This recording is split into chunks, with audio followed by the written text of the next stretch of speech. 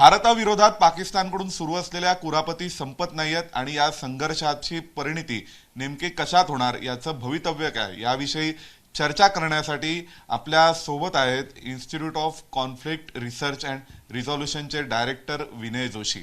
विनयजी, तुमचं स्वागत आहे. पहिला प्रश्न असा की पाकिस्तान आणि भारतात सध्या जे युद्ध सुरू आहे त्यावेळी अनेक बातम्या पाकिस्तानातून ऐकायला मिळतात. बलुचिस्तानमध्ये बंड झाल्याच्या किंवा पाकिस्तानच्या खैबर पख्तूनख्वामध्ये बंड झाल्याच्या बातम्या ऐकायला मिळतात. इम्रान खानचे समर्थक रस्त्यावर उतरलेत. कधी कधी हे ओव्हर एक्झॅगरेशन आहे का असाही प्रश्न पडतो. नेमकी वस्तुस्थिती काय आहे? पाकिस्तानी राष्ट्रवाद ज्या आधारावर 48 साली तो देश तयार झाला त्या देशामध्ये खरोखर अशी स्थिती आहे का, आणि जर असेल तर या संघर्षाचा परिणाम त्या सगळ्यावर काय होईल? पाकिस्तान मुळातच इस्लामिक आयडेंटिटीवर निर्माण झालं, पण सुरुवातीच्या काही काळामध्ये जिन्नांनी दिलेली इस्लामिक आयडेंटिटी, इस्लामिक राष्ट्रवाद हा हळूहळू तो विन आउट झाला, फिझल आउट झाला. सगळ्यात पहिलं आपण त्याचं चिन्ह बघू शकतो. सरहद गांधी खान अब्दुल गफार खान यांचा मुलगा खान अब्दुल वली खान हा पाकिस्तानी खासदार होता, आणि पाकिस्तानी पार्लमेंटमध्ये बोलताना तो एकदा म्हणा, त्याला आम्ही पश्तून, आम्ही पठाण आहोत असं म्हटल्यावर कोणीतरी त्याला टोकलं पाकिस्तानी पार्लमेंटमध्ये की आप तो पाकिस्तानी हो. त्याच्यावर खान अब्दुल वली खानचं उत्तर होतं, आम्ही गेले 25 वर्ष पाकिस्तानी आहोत, आम्ही गेले 1300 वर्ष मुसलमान आहोत, आणि आम्ही गेले 7000 वर्ष पश्तून आहोत. त्यामुळे तेव्हाच लक्षात आलं की जिन्नांनी दिलेली आर्टिफिशियल आयडेंटिटी जी होती ती बलूच, पश्तून, सिंधी आणि पंजाबी ह्या 4 वेगवेगळ्या भाषिक आणि वांशिक लोकांना एकत्र ठेवू शकत नाही. पुढे पुढे हळूहळू असं झालं की जेव्हा 1947ला पाकिस्तान स्वतंत्र झाला, भारतापासून वेगळा झाला, तेच 1947 ते 48 एक वर्ष स्टेट ऑफ कलात म्हणजे आजचं बलुचिस्तान हे स्वतंत्र राष्ट्र होतं, आणि जिन्नांनी 1948 साली आपली सैन्य तिथे घालून त्याची आयडेंटिटी संपवून त्याचं पाकिस्तानात विलिनीकरण केलं आणि प्रिन्स ऑफ कलात विदेशात पळून गेला. तेव्हापासूनच तिथे आत्तापर्यंत सलग 4 मोठी बंड झाली बलुचिस्तानमध्ये, आणि बुक्ती ट्राईबनी बंड केलं एक मोठं, बलूच लिबरेशन आर्मी आहे, बलूच लिबरेशन फ्रंट आहे, असे हे सगळे मिळून यांची आत्ता 5वं बंड चालू आहे. आणि मोठ्या प्रमाणात पाकिस्तानी आर्मी त्याच्यामध्ये मार खाते, बरंच नुकसान होत आहे. आत्ता बलुचिस्तान स्थित 2 इन्फंट्री ब्रिगेड पाकिस्तान आर्मीनी तिथून उचलून भारतीय सीमेवर आणल्या, कारण त्यांना आता बलुचिस्तानमधल्या सैनिक विरोधाला न जुमानता इथे येऊन पाकिस्तानी पंजाब वाचवायचं आहे. आजपर्यंत कसं होतं की नाव देखलं तरी त्यांना सगळ्या पाकिस्तानची चिंता होती, पण पंजाबी पाकिस्तानचं प्राबल्य एवढं प्रचंड आहे तिथे. सैन्य, सरकार, अर्थव्यवस्था, व्यापार, इन्फ्रास्ट्रक्चर. खैबर पख्तूनख्वामधल्या सगळ्या धरणांचं पाणी उचलायचं, पंजाबी पाकिस्तानला आणायचं. सिंधमधल्या धरणांचं पाणी उचलायचं, पंजाबी पाकिस्तानमध्ये आणायचं. खैबर पख्तूनख्वा आणि बलुचिस्तानमध्ये इंटरनेट शटडाऊन आहे मोठ्या प्रमाणात, पण पाकिस्तानी पंजाबमध्ये इंटरनेट शटडाऊन नाही. ही परिस्थिती आहे. किंवा पूर्वी फेडरली ॲडमिनिस्ट्रेट ट्रायबल एरिया म्हणून ज्या 7 एजन्सी होत्या, ओराकझाई एजन्सी असेल, नॉर्थ वजिरिस्तान असेल, साऊथ वजिरिस्तान असेल, पराचिनार असेल, ह्या सगळ्या पश्तून बेल्टमध्ये प्रचंड प्रमाणात अनरेस्ट आहे. कारण डुरांड लाईन ही जी 2500 किलोमीटरची कृत्रिम सीमारेषा आहे, ह्या डुरांड लाईननी पश्तून समाजाची 30% पश्तून अफगाणिस्तानात आणि 70% पश्तून पाकिस्तानात अशी कृत्रिम विभागणी केली. 1828 पर्यंत अफगाणिस्तानच्या राजाची विंटर कॅपिटल होती पेशावर. त्यामुळे पश्तूनांना आजपर्यंत असं कधी वाटलं नाही की आपण पाकिस्तानी आहोत. शिवाय 9/11 अटॅक नंतर पाकिस्ताननी अमेरिकन पैसा मिळवण्याकरता जर्ब ए अजब नावाचं एक मोठं ऑपरेशन खैबर पख्तूनख्वामध्ये चालवलं. त्याच्यामध्ये 20,000च्या वर घरांवर बंबार्डिंग झालं, प्रचंड नासाडी झाली, मनुष्यहानी झाली, आणि हे फक्त अमेरिकन पैसा आपल्या खिशात टाकून अमेरिकेच्या डोळ्यात धुळफेक करण्याकरता झालं. किंवा 1979चे मुजाहिदीन वॉर सुरू झालं, सोव्हिएट युद्ध, तेव्हा पाराचिनारमधून त्यांनी मोठ्या प्रमाणात मुजाहिदीन लॉन्च केले अमेरिकेंनी, आणि उत्तर वजिरिस्तानमधल्या मिरानशाह शहरामध्ये जो जलालुद्दीन हक्कानीचा मद्रसा हक्कानिया होता, त्या लोकांनी जो लॉजिस्टिकल सपोर्ट तालिबानला तिथून दिला सोव्हिएट विरुद्ध, त्यामुळे हे सगळे फेडरली ॲडमिनिस्ट्रेट ट्रायबल एरिया हा सतत कन्फ्लिक्ट झोन राहिला. प्रचंड ब्लडशेड झाली, पैसा पंजाबी जनरलनी मारला, आणि नुकसान बलूच आणि पश्तूनांचं झालं. त्यामुळे ही जी एक इस्लामिक आयडेंटिटी होती ही पहिल्या 25 वर्षातच पाकिस्तानची संपलेली आहे. आणि आजपर्यंत भारतात टेरर अटॅक झाल्यानंतर भारतीय सरकार ह्या विचारधारेमुळे, ह्या भीतीमुळे त्यांना रिस्पॉन्ड करत नव्हतं की आपण तिथे हल्ला केला तर भारतातल्या 20 कोटी मुसलमानांना काय वाटेल. पण भारतातले 20 कोटी मुसलमान डोळस नजरेने बघतात की तिथे बलूच आणि पश्तून हे तसेच सुन्नी मुसलमान आहेत, कट्टर मुसलमान होते एकेकाळी. पण त्यांच्यावर पाकिस्तानी एअरफोर्सनी हजारो बंबार्डिंग केली, शेकडो लोक मारली. एकट्या बलुचिस्तानमध्ये एन्फोर्स डिसॅपिअरन्स म्हणजे टेररिझमच्या नावाखाली पळवून नेलेली 20,000च्या वर लोक अजूनही गायब आहेत आणि त्याचा काही पत्ता नाही. ती एक्स्ट्रा ज्युडिशियल कस्टडीमध्ये मारली गेलेत. एक सर प्रश्न याला जोडून विचारायचा होता की तुम्ही म्हणताय की जसा सुन्नी, पण बऱ्याचदा सुन्नी शिया संघर्ष याबद्दलही बोललं जातं, तर त्याविषयी काय सांगाल पाकिस्तानमधल्या सुन्नी शिया संघर्षावर? आता पाकिस्तानमध्ये कसं आहे की वेपनाइज ब्लास्फेमी ॲक्ट आहेत किंवा खादिम रिझवीचा जो तहरीके लब्बाईक पाकिस्तान TLP नावाची पार्टी होती, त्यांनी खत्मे नबुवत न मानणारे म्हणजे मोहम्मद पैगंबर शेवटचे नबी हे न मानणारे म्हणजे कोण, तर शिया मुसलमान, हजारा मुसलमान जे आहेत ते, ह्या शिया मुसलमानांना ठेचण्याकरता ब्लास्फेमी ॲक्ट आले आणि त्या ब्लास्फेमी ॲक्टच्या नावाखाली आजपर्यंत इतक्या शियांचे मर्डर झाले. आता गेल्या वर्षी पाकिस्तानच्या एका पोलीस कस्टडीतून एक टीचर पळवून नेऊन मारला, लोकांनी ठेचून मारला, जाळून मारला. कारण काय, तर त्यांनी कधीतरी मोहम्मद पैगंबरांचा अपमान केला होता. त्यामुळे हे वेपनाइज ब्लास्फेमी ॲक्टमुळे शिया मुसलमान जीव मुठीत धरून बसलेले आहेत. हेच ॲक्ट नॉन पंजाबी लोकांविरुद्ध इथे वापरतात. कोणी एका ट्रकवर कुठेतरी सलीलुल्लाह अलैहि वसल्लम सारखं दिसणारं काहीतरी काढलं होतं एक चित्र आणि त्याच्यावर काळा रंग लागला होता म्हणून ब्लास्फेमी झाली म्हणून तो ट्रक पेटवून दिला, माणसं मारली. तर याच्यामुळे काय, वेपनाइज ब्लास्फेमी ॲक्टमुळे शिया मुसलमान नाराज आहेत आणि पंजाबी डॉमिनेशनमुळे सिंधी बलूच आणि पश्तून तिघेही नाराज आहेत. आणि त्यामुळे इस्लामिक आयडेंटिटी नावाचा विषय पूर्ण संपलेला आहे पाकिस्तानचा. आता पंजाबी पाकिस्तान विरुद्ध अदर्स असा संघर्ष सुरू आहे. एक जो प्रश्न असतो की हे जसं तुम्ही म्हणालात, तर तसं अनेक नावं किंवा तसे अनेक प्रयत्न आपल्याला भारतातही दिसलेत सुरुवातीपासून. म्हणजे भारतातही धर्मांधता सोडून वेगळा विचार करणारे अनेक पुरोगामी किंवा मुस्लिम होते, विचारवंत होते किंवा आहेत आजही. पण जेव्हा समाजाचा नरेटिव्ह डिसाईड करण्याचा वेळ येतोय त्यावेळी अनेक समाजाच्या बाबतीत आपण असं पाहतो की 10% किंवा 20% लोक ही उरलेल्या 80% लोकांचा नरेटिव्ह हा डॉमिनेट करतात. आता पुन्हा पाकिस्तानमध्ये तशी धर्मांधता किंवा जो इस्लामिक स्वतंत्र राष्ट्राचा म्हणून जो वेगळा राष्ट्रवाद त्यांनी जन्माला घातला, तो पुन्हा एकदा तो वर येऊन उफाळून येऊ शकणार नाही का भारताविरुद्धच्या संघर्षात? आता ती शक्यता पूर्ण मावळलेली आहे. कारण 370 कलम जेव्हा स्क्रॅप केलं भारताने 2019 मध्ये, तेव्हा सगळ्या पाकिस्तानी पंजाब्यांनी आव्हान सुरू केलं की ये जिहाद है और कश्मीरी जिहाद के लिए सब पठाण बलूच सब एक साथ आओ. त्यावर पश्तून तहफुज मुवमेंटचा जो तरुण नेता आहे मंजूर अहमद पश्तीन, तो मंजूर अहमद पश्तीन म्हणाला, इतने साल तक हम बेवकूफ़ बनते आए, जिहाद का कॉल सुन सुन के हम लोग लड़ाई करते रहे, तो कई सारे पश्तूनों के मरे हुए आत्माओं से जन्नत भरी पड़ी है और इस बार ये मौका, शहादत का मौका हम हमारे पंजाबी भाइयों को देना चाहते. तो जो हाँ, त्यांनी टॉन्ट मारला की आप पंजाबी भाइयों की लड़ाई है, पंजाबी भाइयों लढो, हमको बेवकूफ मत बनाओ. कारण मुळात कसं आहे की ठोकलेली आयडेंटिटी इस्लामची वेन आउट होत चाललेली आहे. दुसरी गोष्ट अशी की पाकिस्तानी आर्मीनी, ISIनी इम्रान खानला एस्टॅब्लिश पंजाबी लिडर्सना चेपण्याकरता पुढे आणलं, त्याचं ब्रँडिंग केलं आणि त्याला पंतप्रधान व्हायला मदत केली. चोरलेला मॅन्डेट होता. पण तो पश्तून असून सुद्धा संपूर्ण पाकिस्तानमध्ये एवढा पॉप्युलर झाला इम्रान खान की तो त्यांच्या डोळ्यात सळायला लागला आणि मग त्यांनी त्याला उचलून आत टाकला. म्हणजे एकमेव पश्तून हा पाकिस्तानचा नॅशनल हिरो बनलेला असताना त्याला त्यांनी डिपोज केला.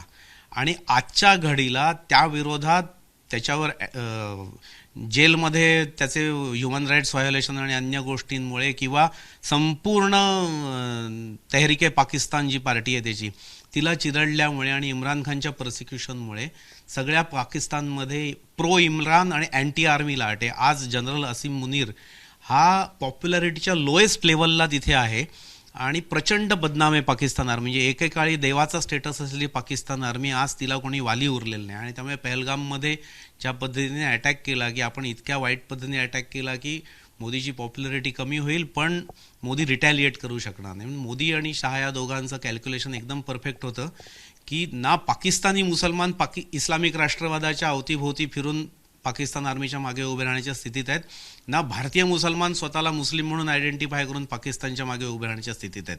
आणि त्यामुळे हा पूर्ण फेल गेलेला अटेम्प्ट आहे. आणि त्यामुळे भारत आता त्यांनी एक केलं की भारत दोन प्रकारे त्यांना रिटॅलिएट करतोय, आणि हे चालू राहील जोपर्यंत पाकिस्तानची हौस भागत नाही तोपर्यंत. तुम्ही आता असं म्हणालात की इम्रान खानला आणलं, ते देखील काही तिथल्या लॉबीजनी आणलं, मग पुन्हा इम्रान खान पॉप्युलर होत आहे ते लक्षात आल्यावर त्यांना बाहेर काढलं, जेलमध्ये टाकलंय. म्हणजे या ज्या लॉबीज आहेत वेगवेगळ्या पाकिस्तानमधल्या किंवा पाकिस्तान कंट्रोल करणाऱ्या, या प्रामुख्याने कोण आहेत? कसं आहे, एक म्हण आहे इंग्रजीमध्ये की every country has a army but Pakistan army has a country. प्रत्येक देशाला एक आर्मी असते, सेना असते, पण पाकिस्तानी सैन्याच्या नावाने एक देश आहे. ही परिस्थिती आहे. पाकिस्तान एअरलाइन्सचा मॅनेजिंग डायरेक्टर लेफ्टनंट जनरल असतो, रिटायर. पाकिस्तानच्या ट्रेड बॉडींचा निगोशिएटर लेफ्टनंट जनरल असतो. पाकिस्तानच्या ट्रॅव्हल बॉडींचा जनरल लेफ्टनंट जनरल असतो. पाकिस्तानची कुठलीही डेमोक्रॅटिक ऑथॉरिटी घ्या, तिचा मॅनेजिंग डायरेक्टर हा रिटायर लेफ्टनंट जनरल असतो. त्यामुळे पाकिस्तान आर्मी चॉकलेट, बिस्किट, मोजे, होजियरी, कपडे, कंडोम, सिमेंट, स्टील अशा सगळ्या फॅक्टऱ्या चालवतं. पाकिस्तान आर्मीचं बिझनेस एम्पायर प्रचंड आहे, आणि ह्या सगळ्याचा लाभार्थी कोणीतरी एक जनरल असतो किंवा एक कॉंग्लोमोरेट ऑफ जनरल्स असतं.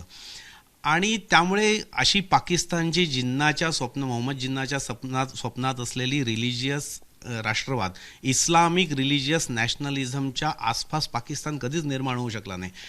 आपल्या इथे भारतातले लेफ्टिस्ट किंवा अन्य लोक म्हणतात की India is a union of states, पण युनियन ऑफ स्टेट्स म्हणताना ते म्हणतात की हे असे सगळ्या जाती आणि भाषांमध्ये विभागलेले आहेत भारतीय.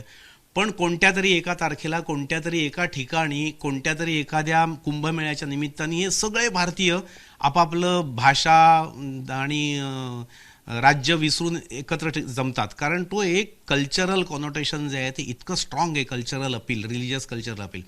आज पाकिस्तानच्या बाबतीत तुम्ही पंजाब, बलुचिस्तान, खैबर पख्तूनख्वा किंवा सिंधमध्ये एक जागा दाखवा की जी ह्या चारी बलूच, पश्तून, पंजाबी आणि सिंध्यांचं एक धर्मस्थळ आहे पाकिस्तान म्हणून, असं एक दाखवा की ज्याचं अपील आहे. हा, मक्का मदिना आहे ना, ते इस्लामिक अपील आहे, ते अख्ख्या जगातले मुसलमान ते जात. पाकिस्तान जर इस्लामिक स्टेट असेल, इस्लामिक कंट्री असेल आणि इस्लामिक राष्ट्रवाद ही त्यांची रीढ की हड्डी असेल, तर असं कोणतं तरी एक लोकेशन पाहिजे ना की जे पाकिस्तानच्या सांस्कृतिक राष्ट्रवादाचं एक फंडामेंटल म्हणून बनवलं. असं कुठलंही नाही. जे बरेलवी पाकिस्तानी मुसलमान आहेत त्यांची मूळ ठिकाण कुठे, तर उत्तर प्रदेश, भारतातल्या बरेलीमध्ये.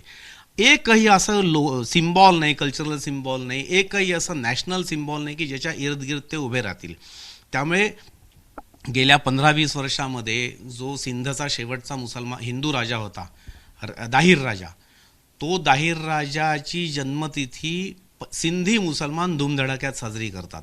सिंधी राष्ट्रवादाची एक GA सिंध मुवमेंटपासून सुरुवात झालेली आता अजून पुढच्या लेवलला गेली. हे कधी बलुचिस्तान, खैबर पख्तूनख्वा आणि सिंध राष्ट्र म्हणून वेगळे कधी होतील माहीत नाही, पण ते एक पाकिस्तानी राष्ट्र म्हणून मनानी, भावनेनी आणि व्यवहारांनी पूर्ण तुटलेले आहेत, कारण इन्फ्रास्ट्रक्चरल गॅप मोठी आहे. पंजाबी पाकिस्तान आणि अन्य स्टेट, कल्चरल गॅप कायमच होती. कल्चरल फॉल्ट लाईन्स ह्या होत्या, रेशियल फॉल्ट लाईन्स होत्या, कास्ट फॉल्ट लाईन्स होत्या, पण आता त्या अजून वायडनिंग आहेत. आणि बलूच रिबेलियन्स आणि पश्तून रिबेलियन हा ॲडव्हान्स स्टेजला आहे. तहरीक तालिबान पाकिस्तान आणि अन्य जे सुन्नी गट आहेत हे पंजाबी आर्मी विरुद्ध लढण्याकरता मोठ्या प्रमाणामध्ये अफगाणिस्तानमधून मदत मिळवून प्रचंड संघर्ष करत आहेत.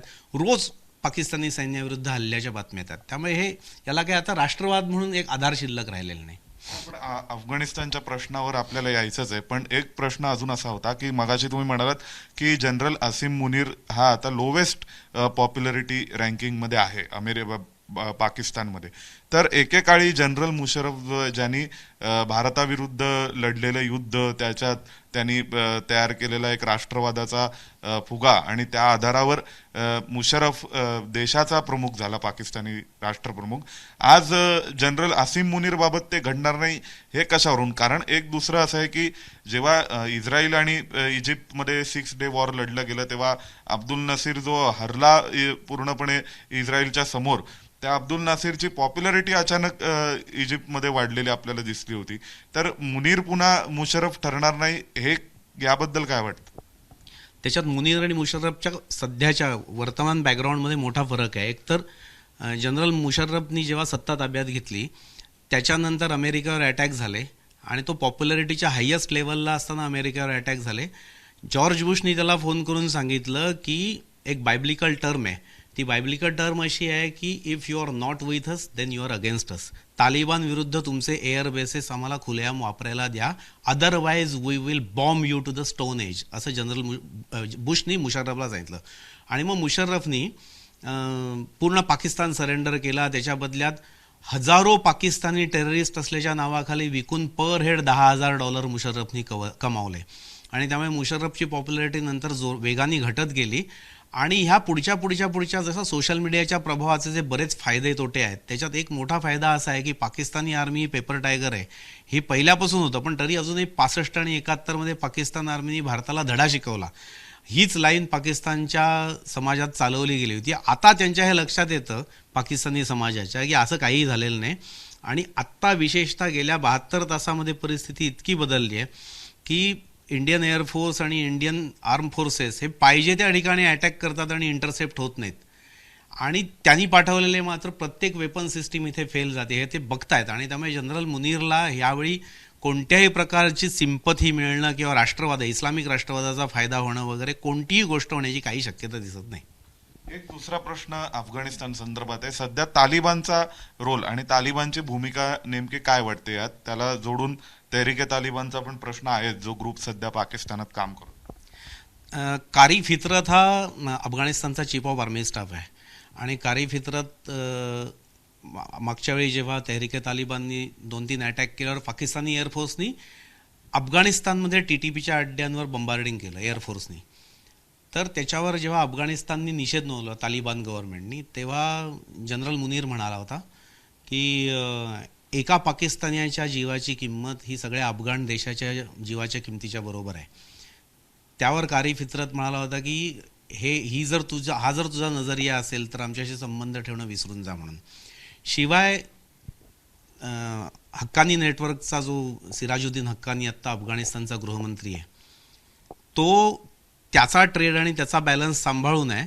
पण तहरीके तालिबानची पश्तून आयडेंटिटी ही एवढी प्रबळ आहे की सिराजुद्दीन हक्कानी तहरीके तालिबानला खुलेआम सपोर्ट देतो, अफगाण गव्हर्नमेंट सपोर्ट देतं. आणि फायर अँड फर्गेट अटॅक होतात त्यांच्यावर, अख्ख्या डुरांड लाईनवर अटॅक होतात पाकिस्तानी आर्मीवर, गॅरिसन जाळतात. मागच्या वेळी तर त्यांनी अख्खा गॅरिसन ताब्यात घेऊन हत्यारं लुटली, सैनिक मारले आणि ते डुरांड लाईन पार करून पलीकडे जातात. त्यामुळे अफगाण तालिबानला 2021च्या टेकओव्हर नंतर डिप्लोमॅटिक मान्यता देणारा पहिला देश म्हणून आपण त्यांना पूर्वीसारखेच आपले गुलाम म्हणून वागवू, ही पाकिस्तानचा भ्रमाचा भोपळा पहिल्या 5-6 महिन्यातच फुटला. आणि TTP आता एकदम फॉर्मिडेबल फोर्स म्हणून समोर उदयाला आलेले. आणि पंजाबी पाकिस्तानच्या एरियामध्ये पण त्यांची पेट्रोलिंग चालते, ते पाहिजे तिथे चेकपोस्ट एस्टॅब्लिश करतात. त्यामुळे आता फक्त खैबर पख्तूनख्वा किंवा पश्तून बेल्टमध्ये TTP आणि आर्म्ड इन्सर्जन्सी नाही, ती आता पंजाबी पाकिस्तानच्या दिशेने सरकत चालली आहे. आणि आता बलूच आणि पश्तून सेपरेटिस्ट मुवमेंट आहेत, त्यांना भारतीय आक्रमण म्हणजे एक संधी वाटते, भारत आणि पाकिस्तानचा संघर्ष हा. आणि त्यामुळे पुढल्या काळामध्ये अजून वेगाने काही घटना घडण्याची खूप शक्यता आहे.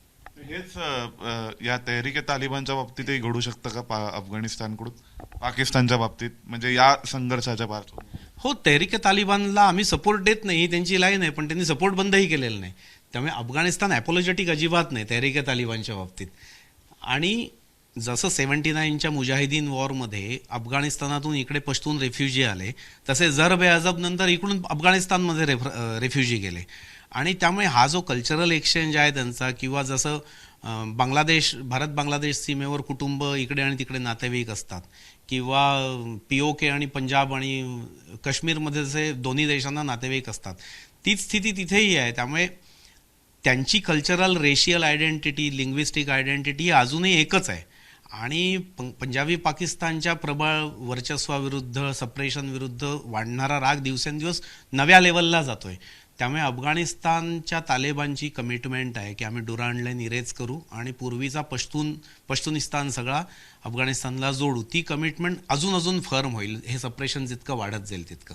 एक प्रश्न असा आहे की अनेकांनी हा हायपोथेसिस मांडला होता की म्हणजे काही जणांनी तो रफ भाषेत मांडलेला आहे.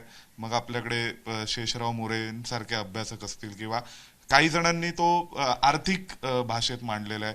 मग मध्ये जे तेलाच्या इतिहासावर अनेक मराठीत पुस्तकं आली, तर त्यात असं म्हटलं गेलं की कितीही झालं तरी शेवटी इस्लामिक देश हा, हे सगळे देश किंवा इस्लामिक उमा एकत्र राहील किंवा एकत्र येईल.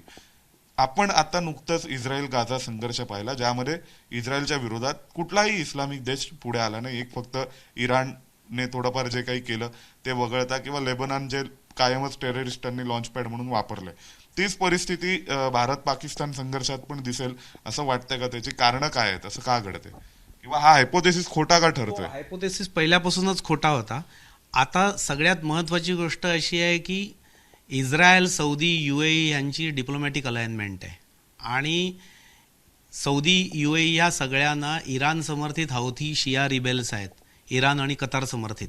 हे शिया रिबेल्स आपली कधीही वाट लावतील, आपल्यावर ड्रोन स्ट्राईक तर त्यांचे चालूच आहेत कित्येक वर्षापासून. म्हणजे गेल्या वर्षी आरामकोच्या रिफायनरीवर हौथी रिबेल्सनी ड्रोन स्ट्राईक करून ती जाळली. त्यामुळे इस्लामिक उम्मा युनिफाईड आयडेंटिटी कधीही नव्हती. त्याचं नेतृत्व कुणी करायचं ह्याच्यावरून सौदी, तुर्की आणि इराणमध्ये संघर्ष चालू आहे.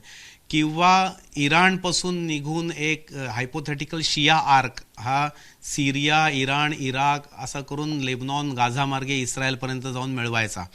ही इराणची जिओपॉलिटिकल अँबिशन आहे. त्याच्याकरता इराणी मिलिशिया मोठ्या प्रमाणात तिथे तैनात आहेत आणि इराण खूप धुमाकूळ घालतं.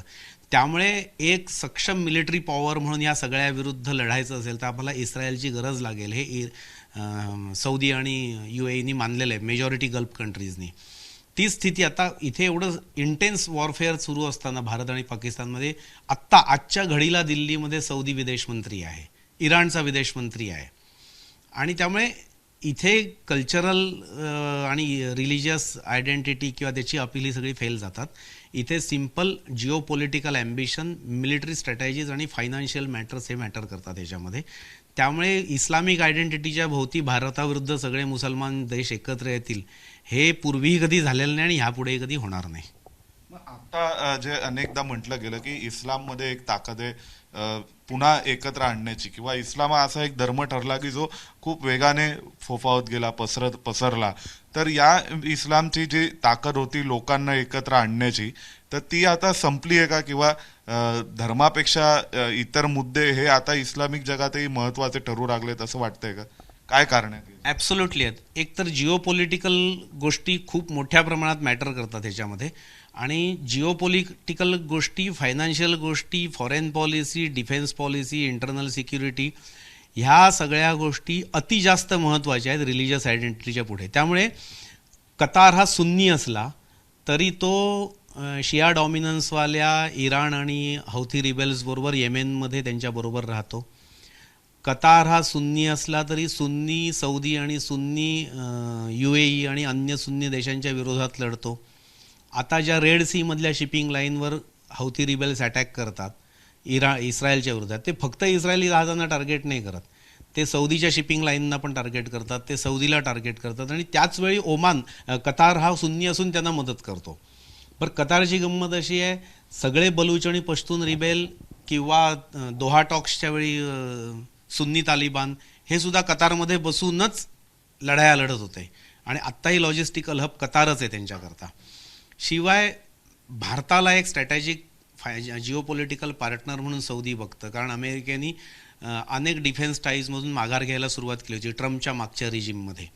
त्यामुळे त्यांना खात्रीचा मिलिटरी अलायन्स पार्टनर किंवा मिलिटरी पॅटर्न हा जर कोण असेल भविष्य काळात बघण्याकरता, अजून भारताने अशी पॉलिसी अवलंबलेली नाही की आपलं सैन्य दुसऱ्याच्या देशामध्ये पाठवायचं, पण भविष्यकाळात जर बघायची वेळ आली त्या दृष्टीने तर सौदी आणि UAE भारताकडे त्या दृष्टीने बघतात. इस्रायली मिलिटरी हार्डवेअर आणि इंडियन आर्म फोर्सेस यांच्याकडे त्या दृष्टीने बघतात. बरं, ह्यांना इस्लामशी काय देणं घेणं नाही, सौदीला काय आणि UAEला काय, कारण त्यांच्या ज्या मोनार्की आहेत, राजपरिवार आहेत, त्यांना स्वतःच्या देशामध्ये डेमोक्रॅटिक किंवा इस्लामिक रिजिमचं फॅड येऊन आपली सत्ता उलथवून टाकू नये कोणीही Islamic rebel, Osama bin Laden style. म्हणून त्यांचा सगळा फोकस हा स्वतःच्या राजगाद्या सांभाळण्यावर आहे.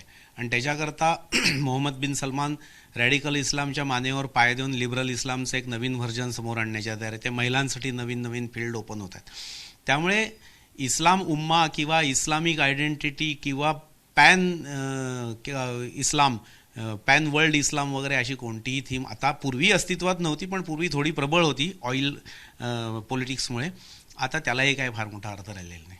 पण एक गोष्ट दुर्दैवाने आपल्याला पाहायला मिळते, जे बांगलादेशच्या बाबतीत घडलं, किंवा आता तुम्ही म्हणालात की स्वतःच्या राजगाद्या सांभाळण्यासाठी UAE किंवा सौदीच्या स्वतःच्या नव्या पॉलिसीज आहेत की ज्या इस्लामच्या पुरोगामी इंटरप्रिटेशनवर, अर्थ लावण्यावर भर देतात.